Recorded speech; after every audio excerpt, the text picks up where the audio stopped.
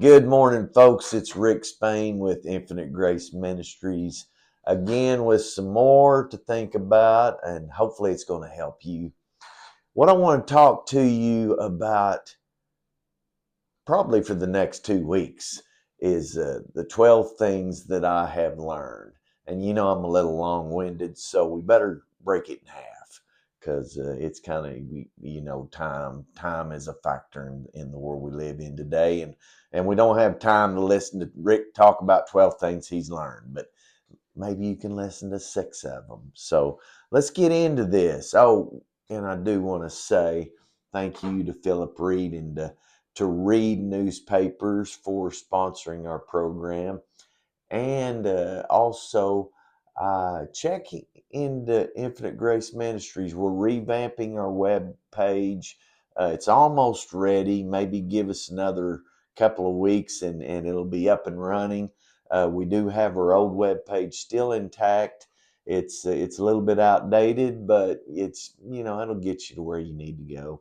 If you need any help, any kind of counseling, we have the counselors that can help you in today's world. Yes, we do. So, anyway, let's get into this 12 things that I have learned. What have I learned? Number one, uh, it's better to wait on what the heart yearns for than to pursue it with my own understanding and strength. That's a big one. Because basically it's talking about one of two polar opposites, patience and impatience. And patience is one of those things. Well, you don't pray for patience because X, that's a bad thing. No, patience is actually a good thing. The Lord gave this to me a long time ago, and I wrote it down, and it's become a part of what I try to remember is patience doesn't keep you from what you want. Hmm, that's kind of an interesting thought. Patience doesn't keep you from what you want. Well, let's bring the other part. This is the qualifying part. Patience protects you from what you don't want. So, see, that's really interesting because uh, a lot of what we think we want in life is right now, and so you get into two different areas. I'm going to spend more on point one than any other one, rather other than point six, and that's what we'll finish with today. But in point one, the patience thought, and what it gets into is another almost opposites is the important things of life and the urgent things of life. So, you think, well, if it's urgent, it's important. Well, yeah, that's right, but not everything is urgent as we think it should be. So you look at life and you think, well, you got a 5 minute problem, and I've talked to you about this, but we got to be reminded of it. It seems like continually you got a 5 minute problem, and so in 5 minutes it's going to be solved. But the way you look at it, you think, oh my gosh, we got to take care of this right now. Just try to be behind this camera sometime and think, oh man, I got to do this, I got to do that, and oh I hope they understand me, But see, that's what urgency does to you. Urgency tells you you need to be in this place before you're ever ready to be there. And so what happens is you jump over the important things of life in order to take care of this urgent thing. So what's that mean? So let's say you got this to do at work and it's got to be done right now, and by golly, if it's not done, well, then you're not going to meet the deadline, and everything else falls in, but the important thing is maybe you got a wife and a kid at the house, and that wife and kid, they love you and they appreciate how you take care of them, but did you remember them? That's what's important. Because the cost of waiting on what you want is a lot less than the struggles created by impatience. Because on the personal side, most of my struggles have been the result of and the fruit of impatience. So, number one, it's better to wait on what the heart yearns for than to pursue it with my own understanding and strength. Number two, God's way works to produce what He says every time. You know, it's interesting that we've got the improbabilities, the opposing forces, the lack of physical evidence. You know what I'm talking about. The counsel of those all around you, and a lot of them don't have your best interests in mind. Let's be honest. None of these can stand against what God says. You see, because everything around you has a voice, and it's always talking to you, and it's saying, "Well, you better do this, or you better be this, or you better accomplish this. If you don't, then this is what's going to happen." This is what your head tells you, and so, and when we get in this pattern, and it's a daily pattern, we wake up with this thought, "Oh, I got to do this today, got to do that," and so we drug along and we drink our as Sarah does her Red Bull, or I drink my cup of coffee, and we're thinking about, well, I got to get this done.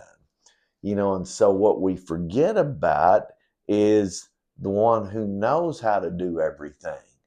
He knows the right way to do it. And His way produces what it's supposed to produce every time. And so the question is, which voice are you going to listen to? Well, I'm going to listen to God's voice. Yeah, until the next problem you get. And then what's going to happen? Well, then, okay, then I'm going to go talk to God about it. Yeah. And how much good does that do when you can just simply listen to what He has to say? Because His way works every time. The third thing I've learned is His way's the best, and I'm talking about God. His way is the best. I heard a preacher years ago, actually my pastor back in the late 80s, at a church I went to in Clinton, Oklahoma, and he made this comment that just made an imprint on me that I'll never forget. And that is, you may get what you want, but you won't want what you get if you leave God out. That just had an impression on me. Now, have I always followed that? Probably not. But it's something that reminds me, and it's something that I want to bring to you, a reminder to you that you may get what you want, but you won't want what you get if you leave Him out. So it's interesting because what we get into is two different effects of God. And it's brought out in Psalm 78. I think it's Psalm 78 or 87. It's one of those. But it says that Israel saw the acts of God, but Moses understood His ways. So that's interesting. So that's the way a lot of us see God in action. Is we see what's going on in our life. Well, this happened and that happened. Well, you know what? God's in control. And so who do we point the finger at? Yep, He gets the blame. Why? Because this happened. So these are the acts. This is what happens in life. So you know what? We get the bad storm in life, or the bad storms like we're getting here lately. And so, well, this is just God showing He's mad at us. No, it's just because all the patterns are coming together and it's producing these storms. That's what it's the natural effect. Now, did God create the natural effect? Absolutely He did. He did create that, but He didn't create it to prove His point. I'm going to talk more about this here in just a few minutes. But when you recognize God by what's going on around you, then you get a poor reflection of who He really is. Because When you start understanding his way is best, that is because you come to know him, and you know it's kind of like being in a relationship. After a while, you know what, you don't have to wonder what this person's going to do or what their reaction is going to be, because you've been around them for a while. And so as you learn how they are, then you know how they will react, not based upon opinion, but based upon personal experience. And so, in order to understand his ways, you got to get to know him, because his way is the best. Number 4, I have learned God is faithful. There's a verse in 1 Timothy. Once again, I think it's in 1 Timothy. I didn't pull these out, but anyway, if it's not, forgive me, but it's in the Bible, okay? So it says, when we are faithless, he remains faithful. Wow. But then it tells us why he remains faithful. He doesn't remain faithful to us because of our unfaithfulness. He remains faithful because he cannot deny himself. So what's that mean? What that means is that as surely as the sun will rise, and it's going to set again. Why? Because it is based upon a law that God enacted in the beginning of time.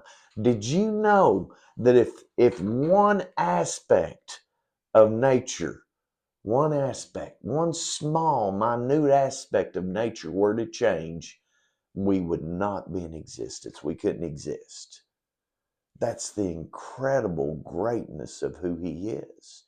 And so when you understand that he cannot deny himself, in other words, if he were to do anything contrary to what he says, being faithless, if he was to do anything contrary, it's just like that one minute act of nature changing, everything would fall apart, because everything is based upon what he says. So when we think about his faithfulness, no matter what it looks like or feels like, he can't go against himself. Therefore, we can go back to point 3, his way's the best, and learn about this is who he is. So if we know that he's going to do what he says, then we don't have to check the weather or how the circumstances are going or what the bank account says, because God said it, that's the way it is, and he is faithful. So number five thing that I've learned is I have room to grow. I have room to grow. It's interesting. We tend to measure life by what we know and what we don't know. And those are the 2 categories that we usually don't touch, really. If we know something, well, I know it, and so, I don't have to learn any more about it. I know. And then we got the other category of I don't know. And so what do we do if we don't know? Well, if we don't know in today's world, what do? Get your phone out, YouTube, Google, whatever search engine you want to look, you're going to look because somebody else knows. And so then when we learn this information, you know what we can do? We can put that in the category of I know that. This is something else that amazes me, and something I learned, and I talked to you about it. Oh, it's been a month or 2 ago, but about Watchman Nee. And I couldn't think of the term that I described to you, but I've got it in my head this morning, so I'm going to tell you. So Watchman Nee came up with the concept of mental ascension, a mental assent. And that is to say that you know something without it actually being in your life. And so this is where growth usually needs to occur, because especially guys, because guys know everything. Can I get a witness from the women in the audience? Yeah, we all know, like, because we're logical, and it doesn't matter how it feels or what it looks like or all the surrounding factors. We know, we got it figured out. Why? Because we have the answer. We know. And so I know it's humorous, and there is a little bit of truth to it, maybe a little bit more than I want to admit. But anyway, uh, that thought of I know is usually sitting in a chair somewhere, actually doing nothing. If you know it, you don't even have to tell people that you know it. You act upon it. And so this is where growth is needed. And so when we get in the categories, that mental thought that, yes, I got this down, I got it figured out. Well, then the test comes and we realize, well, I really don't have it figured out, but we don't realize that the correlation between these two, we just know, well, I got a problem. We don't call that something we don't know. We just call it a problem. Well, you know what? I still know it. It's in my head, so I know it. No, if it's not in your life, you actually don't know it. Because the real thought is, when I think I got it figured out, the proof of that statement corrects me every time. I know it's just me, but I'm telling you. So these are things I've learned. So number 6, he never leaves and he never forsakes. This is a tough one, folks. This is a tough one. Because I may leave him, but he never forsakes me. And and gosh, there's some things that we don't want to expose in our life because it's not something we're proud of, not something we want to tell everybody. Well, this is what happened to me. There was one time in my life where all the circumstances were pointing in one direction, and that was to God. And all the extenuating circumstances around me were really bad. And so I made assumptions, and my time with God was not about, God, what can I do for you? It was about, God, why aren't you doing anything for me in this bad situation? It was a really, really bad situation in my life that I didn't understand. I couldn't fathom, why am I going through this? Why is this happening? God orchestrated all this, and now my life is hell. It's I describe it this way. I'm almost 99% sure I had a nervous breakdown because I was totally my mind was totally in a directive that God didn't want it to be in, number one, but it was all pointed towards him. So during this time, I want to tell you guys that I understand what I'm telling you in number 6. I learned this. I had hives all over my arms, and Lord, if I scratched on one of them, it was like I had to dig a hole in my arm, and my nerves were just shot. I just things going on, and I thought that this was what God was doing in my life. And see, that's what caused a lot of the stress, because I was saying, I trust you, God, but my life wasn't proving it. I went back to point number 5, and I thought I knew, but I really didn't. And so what that caused me to do is say, okay, Lord, I love you, but I don't want to trust you. When this stuff's going on, and in my mind, you're the cause of it. You're bringing all this about and you're not making anything better. Well, then, you know what? Fine. You go your way, I'm going my way. And this is the truth, folks. This is what happened. And it's what I call the 4 years of self-imposed hell. Yeah, 4 years of self-imposed hell, because it's not that I denied God or denied his existence, or I just ignored him because I didn't want to trust him. When I'm thinking of God's faithfulness, I'm thinking, my mind's always pointing back to, well, what about this? What about this situation? God, you led me in that situation, and all this stuff happened, and what about all this? Well, I failed to tell you some pertinent information that God gave me in the midst of this, because he did talk to me, and he told me, he said, wait, be patient. Well, that goes to point one, remember? It is better to wait on what the heart yearns for than to pursue with my understanding and strength. That's what I did. I continue with my understanding and my strength. And so what that did is that gave me a skewed view of who he is. I want to tell you something, that God is good and everything he does is good.